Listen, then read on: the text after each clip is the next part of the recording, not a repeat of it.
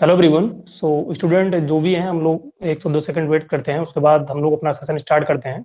ये हमारा third part है जिसमें हम लोग जीएलडी बुक का रीडिंग कर रहे हैं विद एक्सप्लेनेशन के साथ। और टेस्ट भी हमारा आपका कल इवनिंग में 6 PM पे शेड्यूल है, जिसमें इकोनॉमिक्स का इंट्रोडक्टरी मैक्रो इकोनॉमिक्स के जितने भी मतलब क्वेश्चन है मीडियम से टफ लेवल के 50 क्वेश्चन अरेंज हैं और 100 मार्क्स के हैं। 0.5 नेगेटिव मार्किंग है और 50 मिनट का आपको समय है। वो कल 6 PM पे आप लोग उसको अटेम्प्ट करिए।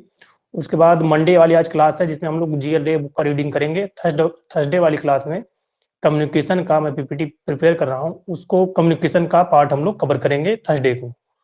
सो अगर आपकी कोई डाउट या कोई सजेशंस हैं आप चैट बॉक्स में राइट डाउन कर सकते हैं। वॉइस अगर आपको क्लियर है तो आप बोलिए, हम लोग सेशन स्टार्ट करें जो भी कनेक्टेड हैं।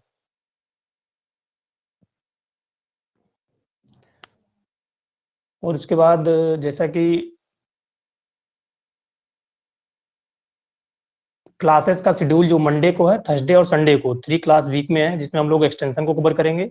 में 2 टेस्ट है, एक एक्सटेंशन और एक इकोनॉमिक्स का। लास्ट में जब आपके प्रिपेयर अभी प्रेजेंट टाइम पे आप खुद ही प्रिपेयर कर रहे हैं तो एक बार आप सिलेबस को 1 से 2 टाइम कवर कर लीजिए, जो भी आपके सिलेबस में है, जेआरएफ वाले स्टूडेंट और एसआरएफ वाले दोनों। लास्ट में हम लोग जब आपके एग्जाम की डेट आ जाएगी तो डेली एक मॉक टेस्ट कवर करेंगे, जो एसआरएफ वाले हैं उनके लिए और जेआरएफ वाले दोनों के लिए। तो सेशन हम लोग स्टार्ट करते हैं, जिसमें हम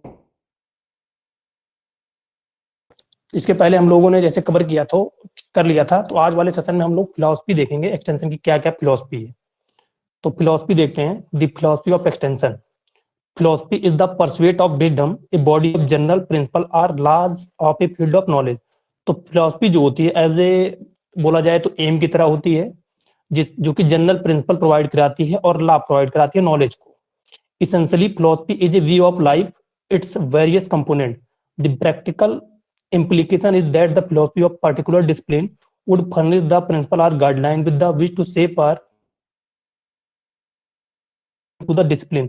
तो सिंपल से वर्ड में जो फिलोसफी होती है वो प्रिंसिपल होते हैं, लॉ होते हैं, जो कि किसी भी फील्ड की नॉलेज को डील करता है। हमारे एक्सटेंशन की जो बेसिक सबसे पॉपुलर फिलोसफी दी गई थी वो अकॉर्डिंग टू केल्से एंड हिर्ने 1967 में।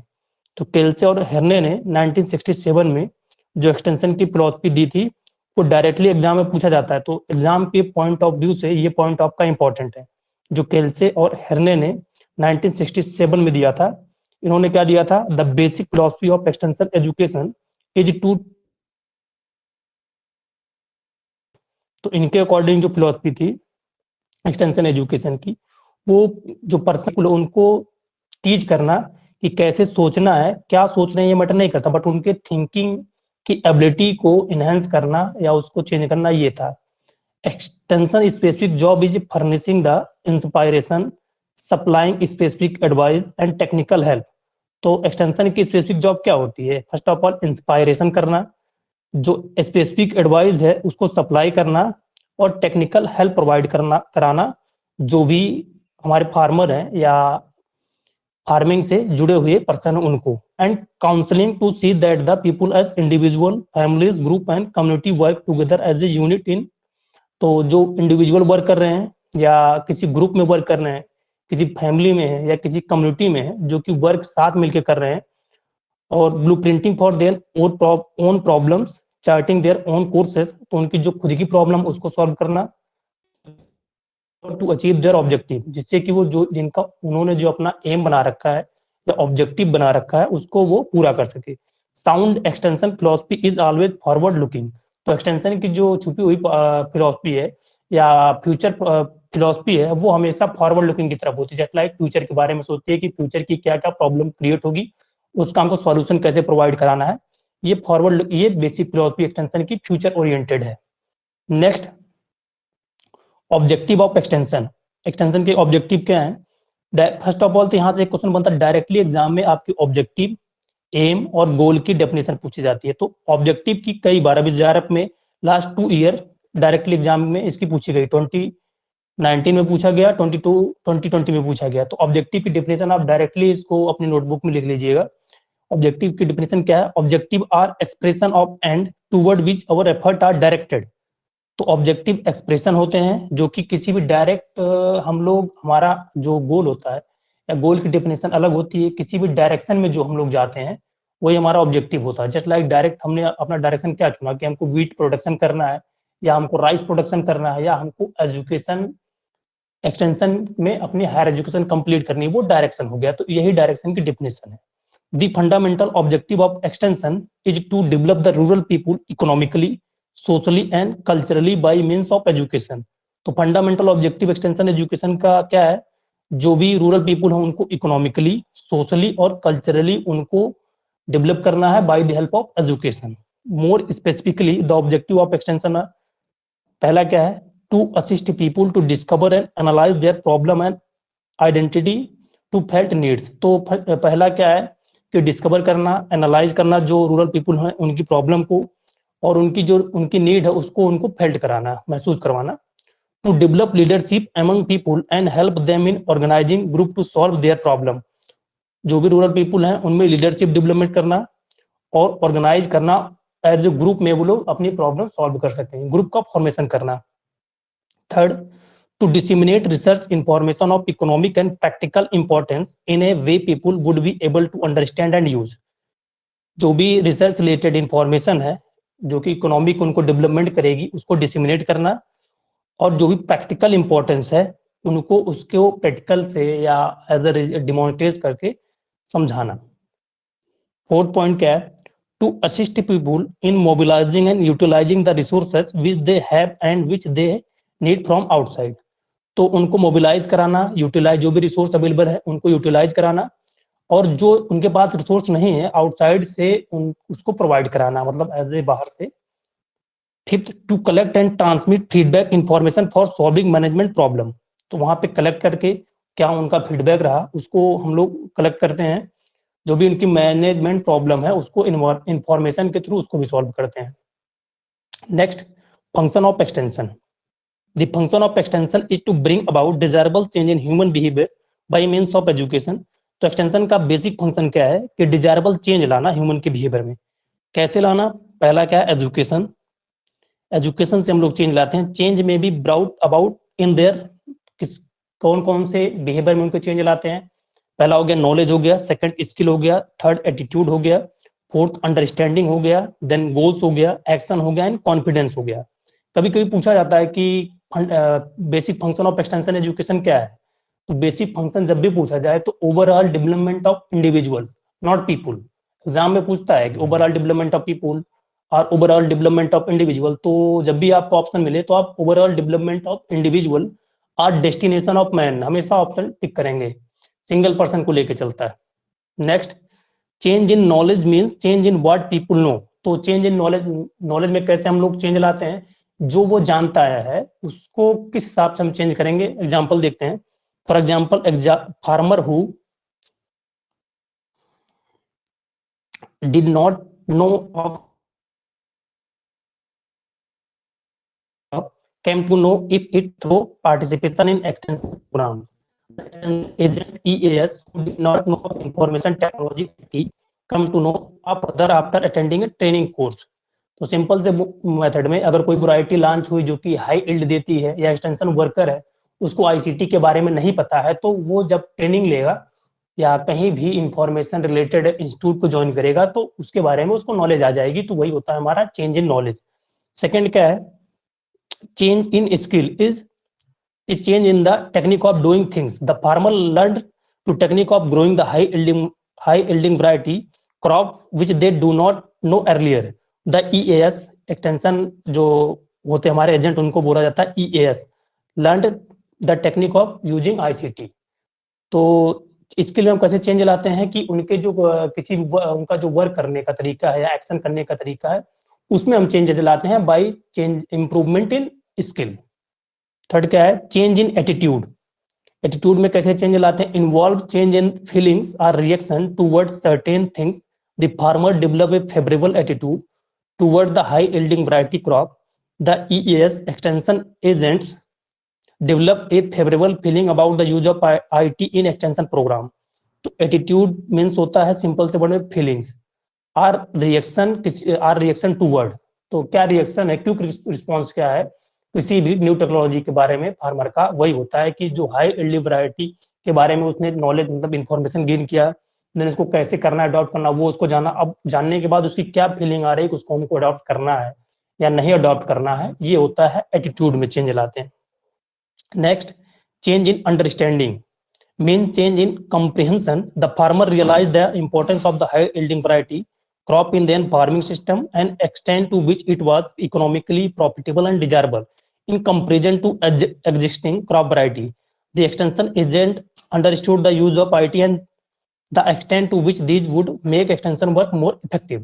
तो अंडरस्टैंडिंग क्या है कि कंप्रिहेंशन में चेंज लाना, उसको समझने के तरीके में। तो अगर फार्मर को रियलाइज हो गया कि हाई यील्डिंग वैरायटी जो क्रॉप है वो हमको अदर जो वैरायटियां हैं उनसे ज्यादा मैक्सिमम प्रोडक्शन देगी, और एक्सटेंशन एजेंट को ये पता चल गया कि आईसीटी के अगर हम लोग यूज करेंगे हमारे एक्सटेंशन में, तो हम क्विक जो इंफॉर्मेशन न्यू टेक्नोलॉजी आ रही है फार्मर तक उसको क्विकली डिसमिनेट कर सकते हैं, तो उसको अडॉप्ट करेगा। ये होता है चेंज इन अंडरस्टैंडिंग। नेक्स्ट क्या है, चेंज इन गोल। एग्जाम में डायरेक्टली गोल की भी डेफिनेशन पूछी जाती है। तो गोल क्या होता है, goal is the distance in any given direction one is expected to go during a given period of time. As a example इसका हम देखिए गोल का, तो गोल का अगर आप एग्जाम्पल लेंगे कि आपने ऑब्जेक्टिव में क्या डिसाइड किया कि हमको वीट प्रोडक्शन करना है, देन आपका एम क्या होगा, एम ये होगा कि हमको एज ए 50 क्विंटल या 60 क्विंटल वीट प्रोडक्शन करना है इस मतलब वीट में। बट अगर गोल देखा जाए, गोल का एग्जाम्पल देखा जाए, तो गोल का एग्जाम्पल ये हो जाएगा हमको इस सीजन में 5 क्विंटल या 6 क्विंटल और ज्यादा प्रोडक्शन हमको करना है। मतलब हमने पहले हमको ये पता था कि हमने 40 क्विंटल प्रोडक्शन करना है, फिर हमने ये डिसाइड कर लिया कि हमें इस सीजन में 50 क्विंटल मतलब 40 से 10 क्विंटल और बढ़ाना है, 50 क्विंटल पहुंचाना है। तो वो हमारा हो गया गोल। Then change in action means changing performance or doing things. The farmer who did not cultivate the high yielding variety crop earlier cultivated it. The extension agent who earlier did not use IT in their extension program started using them. तो action में उनके performance में या doing things में change लाते हैं। कोई भी फार्मर था वो पहले हाई यील्डिंग वैरायटी का यूज नहीं किया था, तो धीरे धीरे जब वो प्रैक्टिस करेगा तो एज ए चेंज आ जाएगा उसकी परफॉर्मेंस में। Next, change in confidence involved change in self-reliance. Farmers felt sure that they have the ability of raising crop yield. The extension agent developed faith on their ability to do better extension work. The development of confidence or self-reliance is the solid foundation for making progress. तो self confidence मतलब खुद पे क्या confidence लाना या उनके जो self reliance खुद की एबिलिटी को पहचानना। सिंपल से वर्ड में अगर फार्मर को पता चल जाए कि हम हमारे अंदर ये एबिलिटी है या हम प्रोडक्शन को बढ़ा सकते हैं, और एक्सटेंशन जो वर्कर है उसको पता चल जाए कि हमारे जो एबिलिटी है कि हम मैक्सिमम से मैक्सिमम विलेज तक कनेक्ट कर सकते हैं अपने एक्सटेंशन वर्क को, बहुत जो भी कि अपने एरिया को, लिमिटेड एरिया को उसको बढ़ा सकते हैं। तो इससे उनके कॉन्फिडेंस बिल्डिंग होती है। Next, to bring desirable change in behaviour is the crucial function of extension. तो यहाँ से पॉइंट निकल के आ रहा है कि जो क्रूशियल फंक्शन एक्सटेंशन का है वो डिजायरेबल चेंज लाना है। For this purpose the extension personnel cell continuously seek new information to make extension work more effective. तो इस वजह से जो न्यू इन्फॉर्मेशन होता है वो इफेक्टिवली ट्रांसफर होता है। The farmer and home makers also on their own initiative cell continuously seek means of improving their farm and home. The task is difficult because millions of farmer family with little education, scattered in large area with their own beliefs, values, attitude, resources and constraint are pursuing diverse enterprises. But ये जो work है ये काफी difficult है due to उनके जो भी हैं वो बहुत स्कैटर्ड एरिया है, पहले हुए दूर तक हैं, उनके वैल्यूज की वजह से उनके कल्चर डिफर हैं, और जो भी फैमिली है वो काफी दूर दूर तक हैं, और उनके खुद के इनिशिएटिव हैं जो कि कंटिन्यूसली वो उसको अडॉप्ट करके अपने फार्म और होम के इनकम को बढ़ा सकते हैं।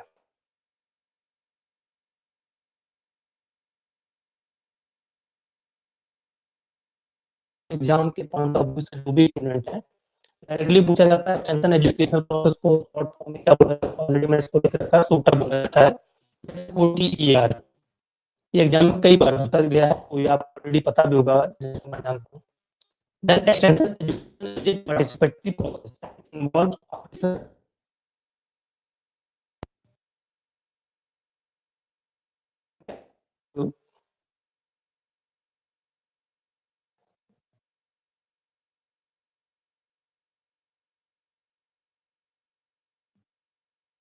Then extension education is a participatory process and तो एक्सटेंशन एजुकेशन में कितने स्टेप्स होते हैं? तो 5 स्टेप होते हैं, जिसको शॉर्ट फॉर्म में SOTER बोला जाता है, शूटर बोला जाता है, जो कि एक दूसरे से इंटर रिलेटेड है या इंटर कनेक्टेड है। The sequence of steps is discussed on basis of concept developed by Leagans 1967। तो एक्सटेंशन का जो कॉन्सेप्ट डेवलप किया था वो लीगन्स ने 1967 में डेवलप किया था, और उसी के बेसिस पे हमारे एक्सटेंशन के जो भी एजुकेशनल प्रोसेस निकले थे वो कॉन्सेप्ट से ही आए थे, और JP लीगन्स को ही फादर ऑफ एक्सटेंशन बोला जाता है। फर्स्ट स्टेप क्या है? तो यस से निकल के आ रहा है सिचुएशन। फर्स्ट स्टेट जो स्टेप होता है एक्सटेंशन एजुकेशन होता है, means what is now. First step consist of collection situation. First जो स्टेप होता है उसमें एनालिसिस किया जाता है सिचुएशन का, फैक्ट का, fact about the people and their enterprise, the economic, social, cultural, physical and technological environment in which they live and work। Means जहाँ पे वो रहते हैं उनको सोशली, इकोनॉमिकली और कल्चरली फैक्ट और सिचुएशन का एनालिसिस किया जाता है।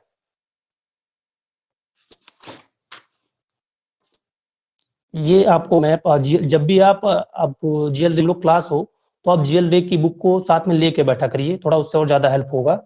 जैसे देख सकते हैं आप situation, what is now, objective, what should be मतलब क्या होना चाहिए, teaching, what to teach and how to teach मतलब क्या हमको टीचिंग करना है और कैसे टीचिंग करना है। ये हमारा आता है किसमें? ये हमारा एक्सटेंशन एजुकेशन प्रोसेस चलाया, ये प्रोग्राम चलाया, उससे क्या रिजल्ट करके आता है, उससे हम लोग इवैल्यूएशन से उसको पता करते हैं। Reconsideration, what need to do मतलब जो प्रोग्राम चला है क्या उसमें कमियां लगी, और प्रोग्राम क्या और इंक्लूड करना चाहिए था, वो भी कंसिडरेशन में किया जाता है। सेकंड स्टेप क्या है? The next step is deciding on realistic objective which may be complied by community। तो सेकंड स्टेप हमारा ऑब्जेक्टिव्स है, जिसमें हमको डिसाइड करना है कि हमको क्या करना है, क्या होना चाहिए, वो हमारा ऑब्जेक्टिव में आता है। उसको कैसे हम लोग पहचानते हैं? According to community, limited number of objective should be select involving the local people. तो हमको जब भी ऑब्जेक्टिव अपना सिलेक्ट करना है उसको लिमिटेड नंबर में करना है, बहुत ज्यादा नहीं बढ़ाना है, मतलब 2 ऑब्जेक्टिव 3 ऑब्जेक्टिव जो भी।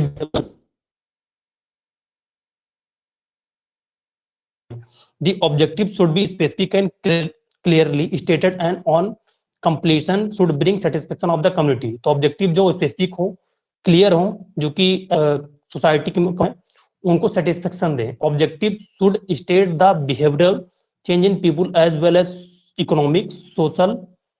तो जो भी ऑब्जेक्टिव हम चला रहे हैं उनके बिहेवियर में चेंज लाए, सोशली, इकोनॉमिकली एंड कल्चरली।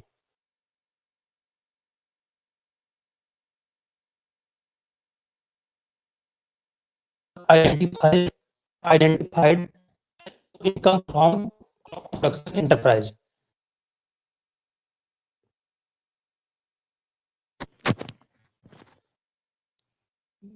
अगर वॉइस थोड़ा प्रॉब्लम आ रही है, मैं उसको देखता हूँ, वॉइस नेटवर्क वीक होगा। तो अगर एग्जाम्पल के रूप में अगर हम या एग्जाम्पल के रूप में देखें, a problem was identified as enterprise problem into the data revealed that low income was due to low yield of crop which was attributed to use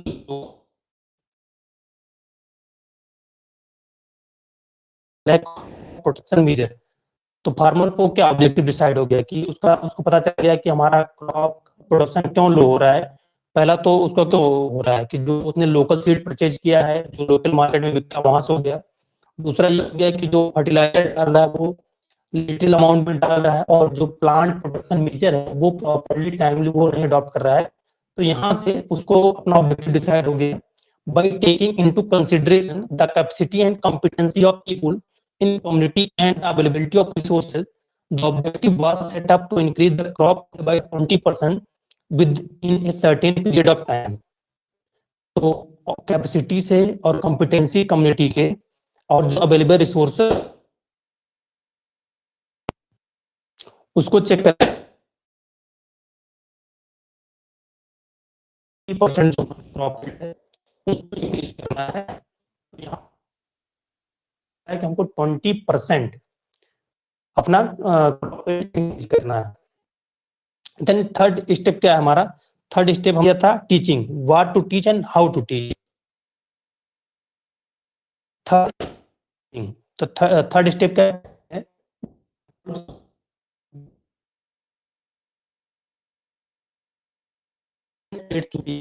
तो इसमें है कि हमको टीचिंग मैटर कंटेंट है, यूज होने वाले हैं, एड्स होने वाले हैं, लाइक ऑडियो करेंगे, विजुअल करेंगे, या दोनों ऑडियो हमारे में डिसाइड किया जाता है। एग्जांपल देखिए, based on problem identified in particular example, technology like use of high light speed application of fertilization plant teaching intent relation।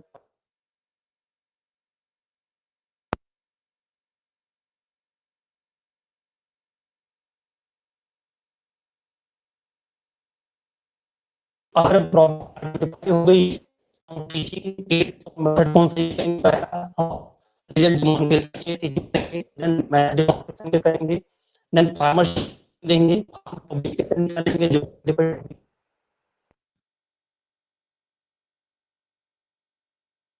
Fourth step में हम इवैल्यूएशन करते हैं।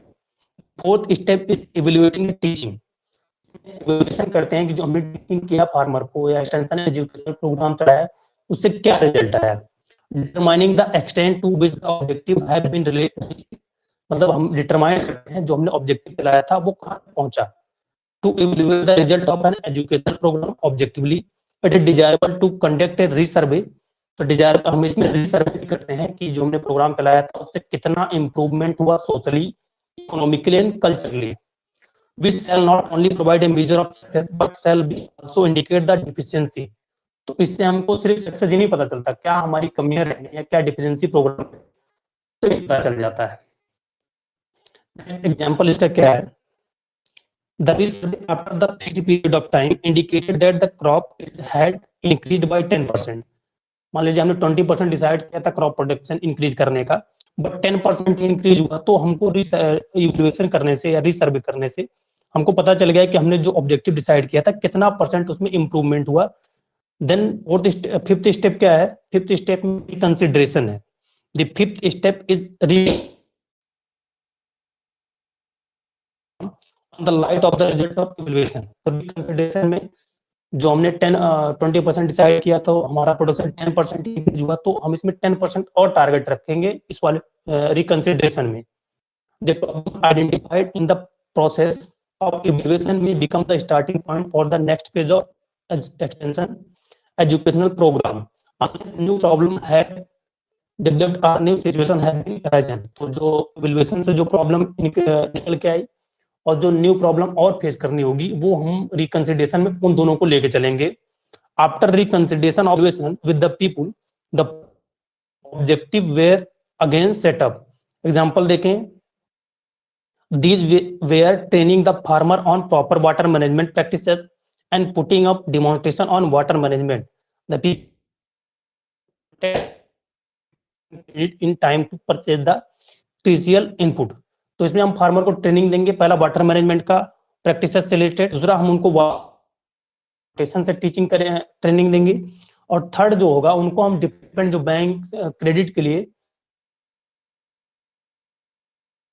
से जो भी बैंक एजेंसी है उनसे क्रेडिट के लिए संपर्क है, जिससे कोई टाइमली जो कि प्लांट प्रोडक्शन मेजर से मैटर डाल सकें, फर्टिलाइजर टाइमली उसमें एप्लीकेशन कर सके, तो जो टाइमली वो लोग परचेज कर सकेंगे। Thus the continuous process of extension education shall go resulting in progress of the people from a less desirable to a more desirable situation। तो कंटिन्यूअस जो प्रोसेस एक्सटेंशन एजुकेशन का वो इसी तरह चलता है, और वहां से रिजल्ट क्या निकल के आता है? प्रोग्रेस, जो कि डिजायरेबल और मोर डिजायरेबल सिचुएशन में होता है फार्मर के।